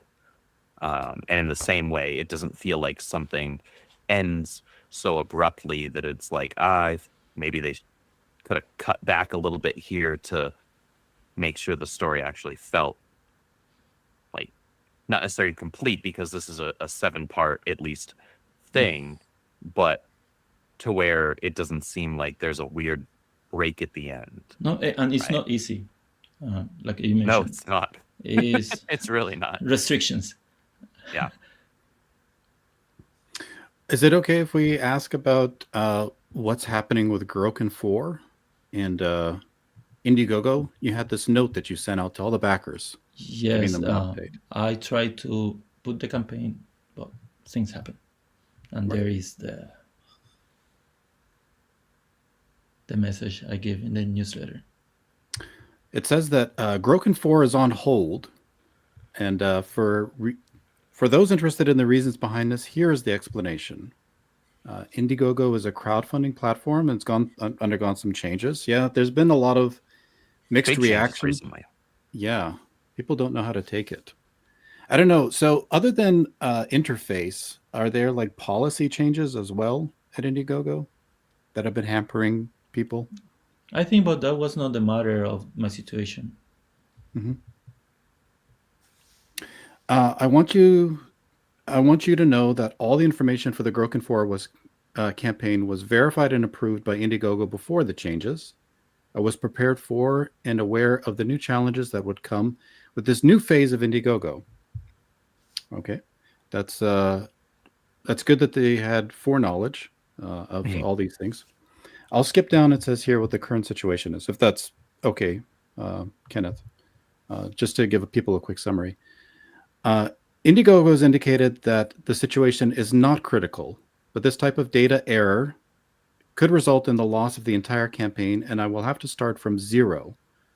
So here you mentioned that the error was caused by poor programming, Yeah, and that it appears to have affected information about your identity, bank billing, business address that is attached to exactly. this campaign. That's concerning. That yeah, that they Yeah, Yeah, wouldn't that would troubleshoot. they give say me it's not pause critical, too. but it's I don't know. Those things seem like they're critical things, Indiegogo. exactly. I feel like I'd be a little concerned if I was in that same position. And that's why it's not at the moment of Have the they campaign. have they been responsive? Are they helpful in trying to resolve this issue? No. Mm. At this day, at this moment, no. Have They you said they're considered working on, looking at other platforms if Indiegogo doesn't figure it out, obviously, but at the like moment Kickstarter or is something? something like I'm going to announce something maybe in the future if I Okay. do another option. Well, fortunately, Fair there enough. are a lot of other options. Yeah, I think the indie crowdfund scene has grown, and of course, there is Kickstarter, Fund My Comic, and Ripasend, which I don't know. I don't know how that would handle for crowdfunds. I think that's mainly for books that are completed. But yeah, I mean, Andrew could speak to that. I don't know, but yeah, there are definitely other options.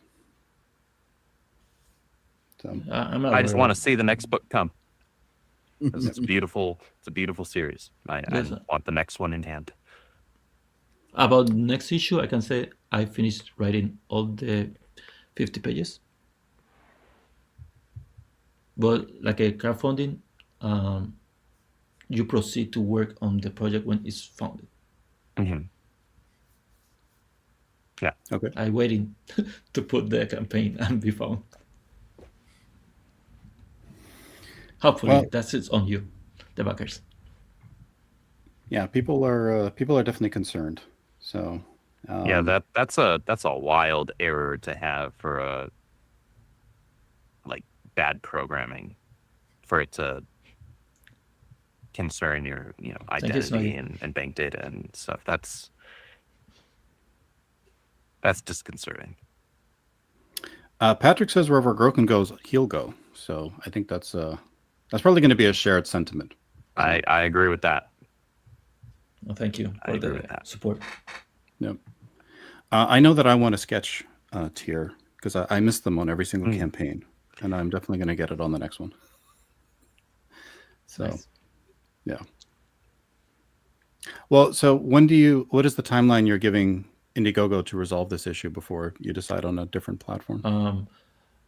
As December is not a good month to launch something, Mhm. I wait completely until next year at the beginning to make a decision. Okay. Well, we'll be watching our inboxes for any updates. Snuggy confirms you got to wake up early to get that sketch tier. That's Oh, I true. bet. How many sketches? How many sketches did you do for Groken 3? I do 15 for the related with the characters of Groken. There are different characters. Usually, I never repeat a character, Mm. Okay. and lot of be the new character is going to show, and 15 other for the sketchbook. There are character I designed, not related with Groken, like a sci-fi usually or whatever I have in mind. All Mhm. are headshots, little more than headshots sometimes, but they're random. Usually, and the order I do the drawings, is the order and the backers. Mhm. That's fair. But it's my Makes rule for be more consistent in organize the stuff. I don't need to You're gonna follow my rules, but that's my my way at the moment. Are you gonna keep going forward for the campaigns, whether it ends up staying on Indiegogo because they got their stuff together, or you go anywhere else? Are you going to continue to offer catch up I options need so that people to that jump into number 4 can grab 1, depend 2, and what 3? the platform allow to put in the I would platform. Yeah. definitely encourage, if that's an option and something you can do, always do that, because you're always going to have first time readers that see something and Yes. see that it's super beautiful like Groken is, and it catches their eye. Yes, I'm going And to try to stay with the same way I did in the Good. past. Because I would know love that- to be able to get more copies of the first 3 issues to be able to like give to some of my other comic book friends. If not, someone can contact me or go to a convention, and I have their copies of Rocket. The convention I go. We got to get you up into Texas. Yes. Hope to see you soon. Yeah, I would love it. I would absolutely love it. Do you have any conventions planned upcoming in the future? I go to the Comic Book Revolution in Ontario, California, and Okay. in May.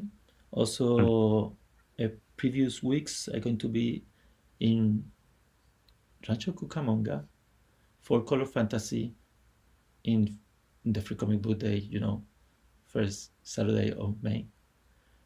I will be signing there. I have other conventions in April in Missouri. Mm. I don't remember exactly the name, but I'm going to try to be more in convention next year. Nice. And possibly, I hope- who knows, in Texas. I hope to be blessed and fortunate enough for Yeah. you to come to one of the Texas conventions. Yes. Usually I Get go to San Albany. Antonio, but Okay. we see where we will be. I think the big one early next year is going to be MegaCon. That's MegaCon in Florida in March. That's the Long big time one. I don't return to MegaCon. I yeah, miss that's that. That yeah. con is very large these days. It was actually kind of daunting this year when I went. I was like, this is a lot of people. I'm an introvert. And I wound up getting sick afterwards because you can only pump yourself full of so much vitamin C and zinc and stuff to stave off catching con crud. Yeah, there is no cure for con crud. No. It's just you're walking into a petri dish, knees deep. Yeah, MegaCon is my neck of the woods. I'm definitely going to try to attend that. I'm in Good. Florida. I'll see you there. Yeah, absolutely. And I think there's like after parties and stuff planned too. I know. Yeah, some of I think there are. some of the other guys talking about it. But yeah, that'll be awesome. I personally I miss the smaller cons. I don't see as many of those.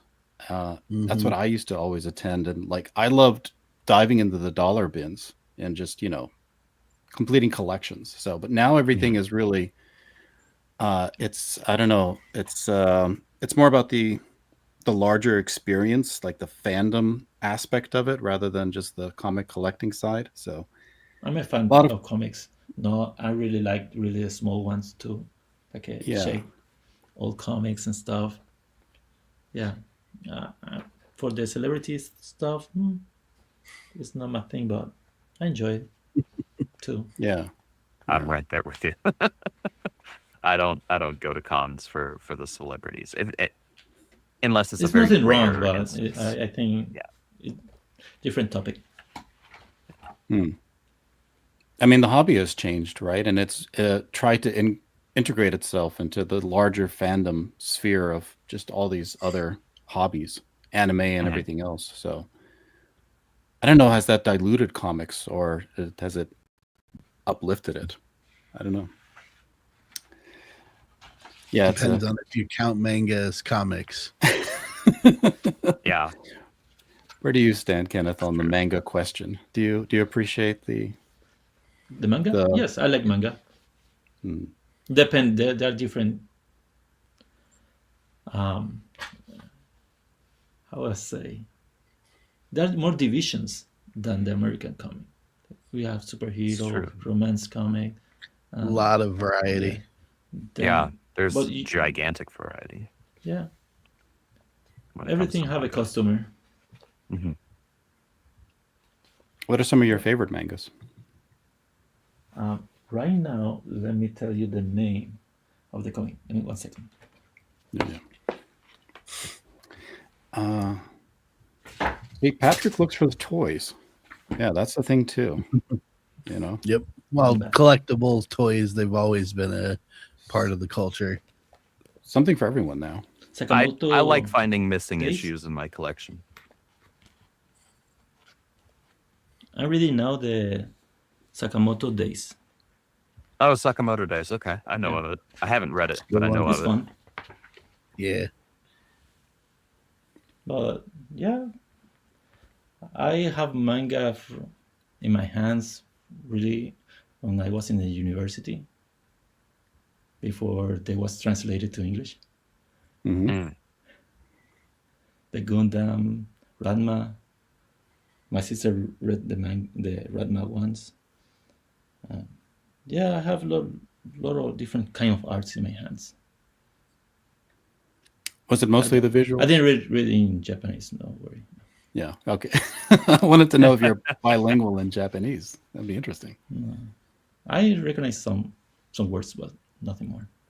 Yeah. If you think my English is bad, don't try another language. I understand a little from Italian, but yeah. So someone asked for translate Groken in French. Mhm. But I said no. I need to wait a little more until it's finished. Maybe release a nice big full Yeah. collection of issues 1 through 7, and then worry about translating to other languages. Makes sense. Yeah. Have you seen a lot of people are playing around with AI on their comics and trying to animate them? So could you imagine having an AI animated version of Groken? What would that look like? Amazing. Amazing. Yeah. I don't know.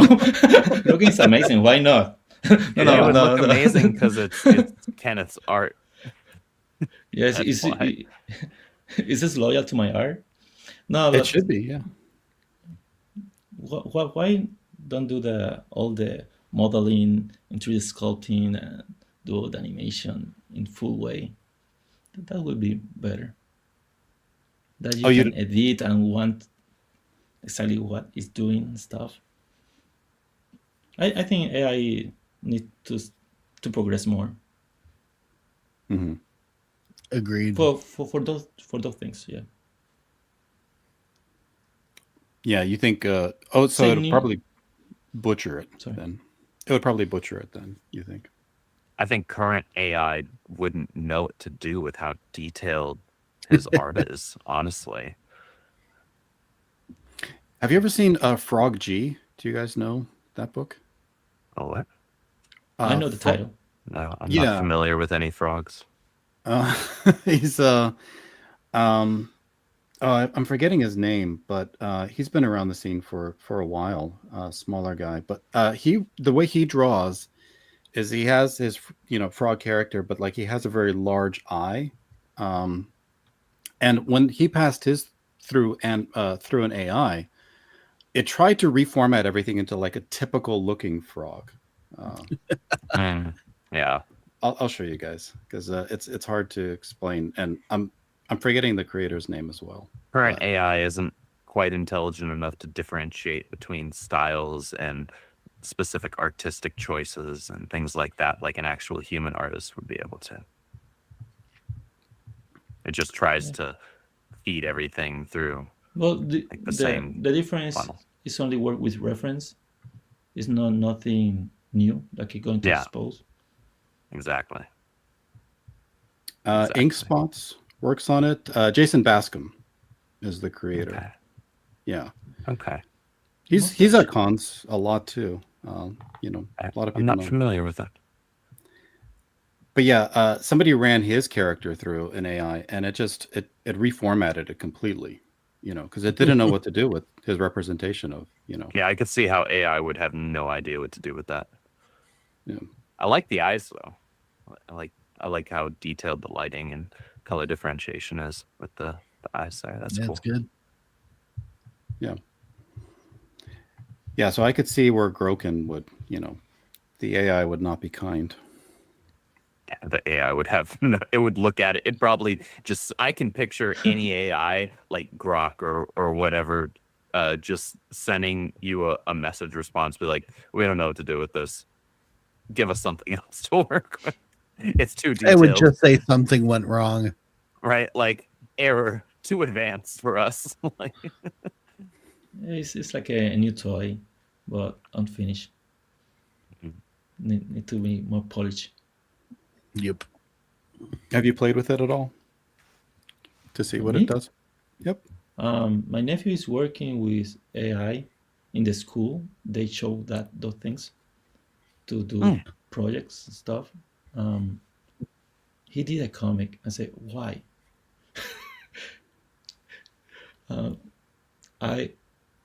My critic eye is more like I found the things I don't like, but for the assignment, it's okay. The thing he did more than I expected for the expectation of the teachers.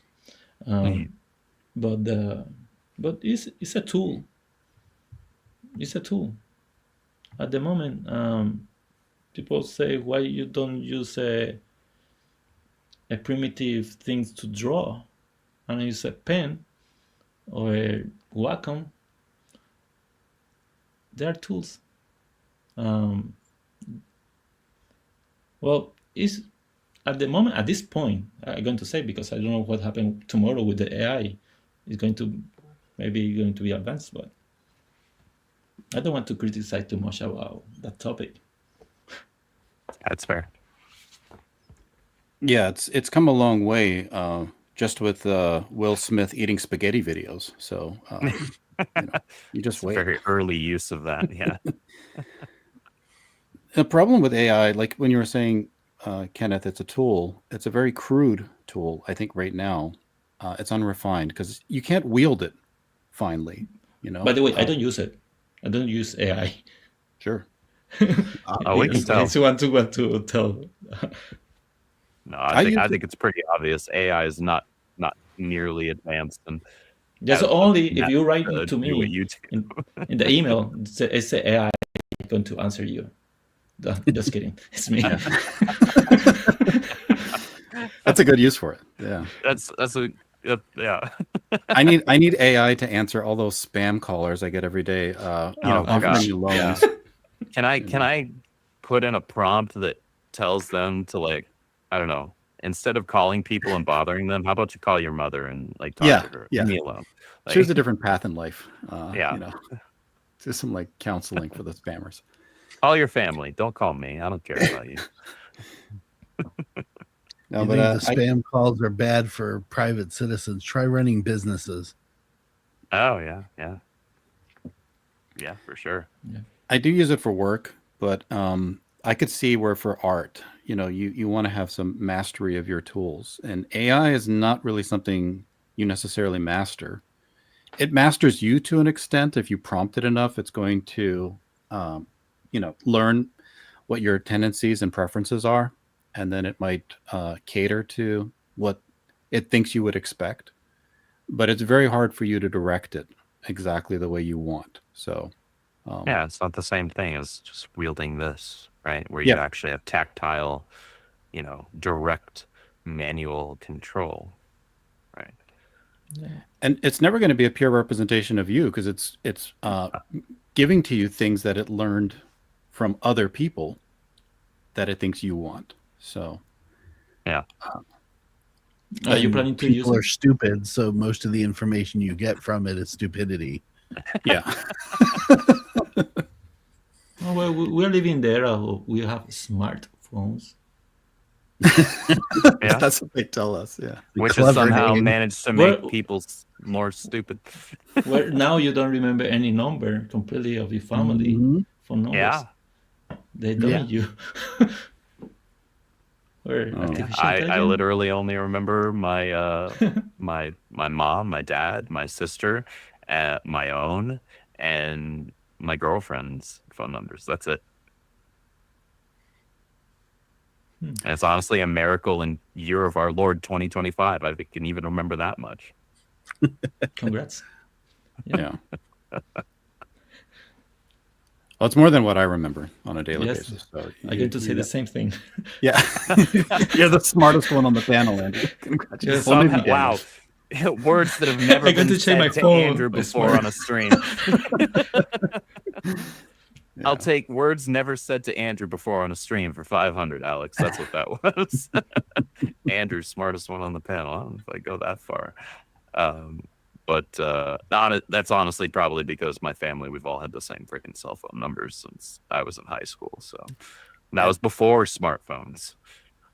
It's funny, the phones are like overtaking all engagement, and all the comics have to be digital, and you have to be able to read them on the phone. All the movies have to be catered to people's phone tendencies. I remember I was reading that they write the scripts now assuming that people are checking their phones as they're watching the movie, and so they want them to have these moments where they would look up from their phone and react and then go back to I don't want to look at my phone while I watch the Me movie. neither.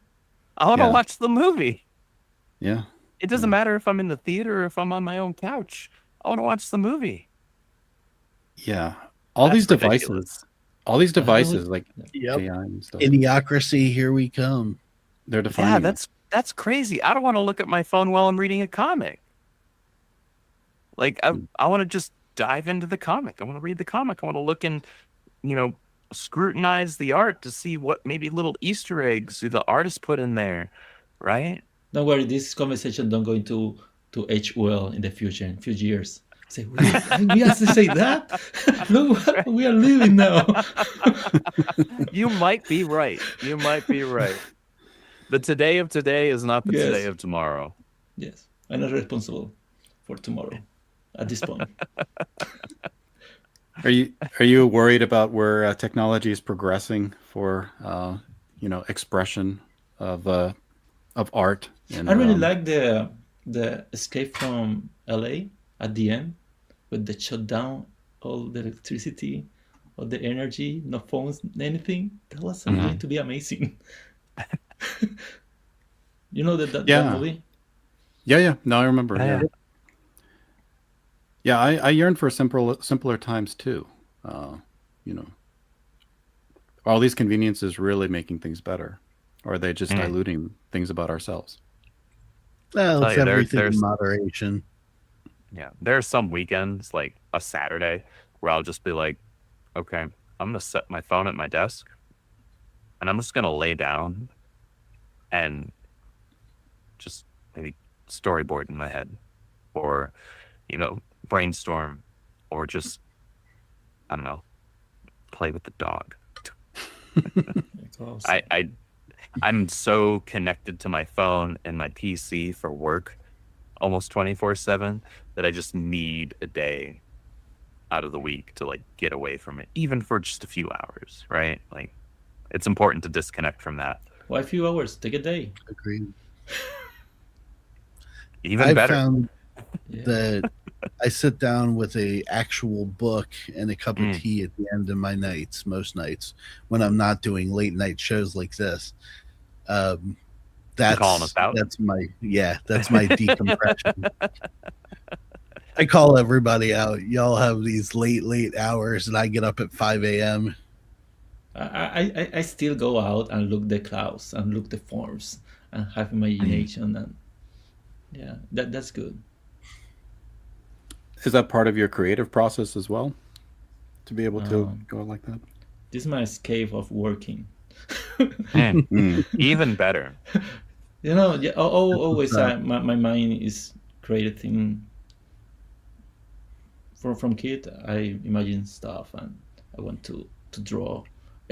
When I was a kid, I have a lot of nightmares, and the first things I did when I wake up, is like take a paper and draw my nightmare. Hmm. Those Right drawings on. was in the That's trash super can. interesting. My parents put those drawings in the trash can. Yeah, Is it because you had problems. is it because you had wonder about your dreams, or you wanted to preserve them? What I was it enjoy about drawing them? monster. That's the problem. Mm. And the scariest monsters are in your dreams. More than scary, really gore. Mm-hmm. Mm-hmm. Scary for other people too. Why did maybe your parents were scared Maybe, of them? Yeah. maybe, yeah. Who knows? Well, hopefully they come up in Groken a few times. Maybe you remember They some really of them. enjoy it. I think some of the monsters in Groken so far seem like they could come out of a Oh, nightmare. I need to tell you, the youngest reader of Groken is 4 years old. I see. And who would that be? Ah, His mom read from every night a letter, and Mhm. really? they are fascinated for the next issue. They're waiting for that. That's outstanding. Yeah, I didn't expect that. I didn't going to recommend that book for a 4 year old. But that's amazing. That surprised me. I wouldn't either, but that's really cool. That's really exciting.